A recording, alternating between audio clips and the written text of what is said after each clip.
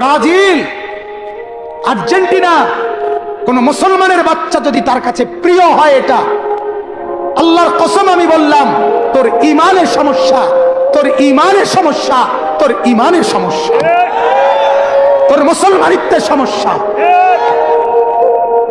মনে রেখো যুবক, মুসলমানের বাচ্চা যদি হও, একটা ছেলেও যদি বুঝো, ব্যাটকাইও না, ছাগলে ব্যাটকায়, নাফরমান ব্যাটকাইও না, অসভ্যের মতো ব্যাটকাইও না।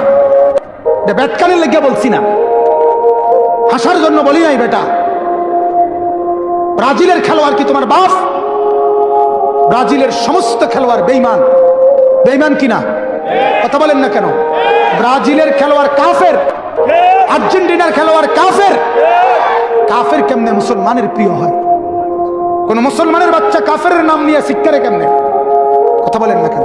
ব্রাজিলের খেলোয়াড় জীবনে কোনোদিন তোমার জন্য ভাবে নাই, আর্জেন্টিনার খেলোয়াড় তোমার জন্য কোনোদিন ভাবে নাই। ওরা বেঈমান। ওরা কি? আর্জেন্টিনার খেলোয়াড়রা কি? ব্রাজিলের খেলোয়াড়রা কি? বেঈমান ইমানদারের বন্ধু হইতে পারে না, বেঈমান ইমানদারের প্রিয় হইতে পারে না। কোন ইমানদার যার কলিজার ভিতরে ঈমান আছে, সে বেঈমানের লাঠির কারণে লাফ মারতে পারে না, ফাল মারতে পারে না। তুই মুসলমান বেটা, তুই ইমানদার। হৃদয়ে আর্জেন্টিনা, হৃদয়ে ব্রাজিল, এটা মুসলমানের বাচ্চা বলতে পারে না। হৃদয়ে কাবা, হৃদয়ে মদিনা।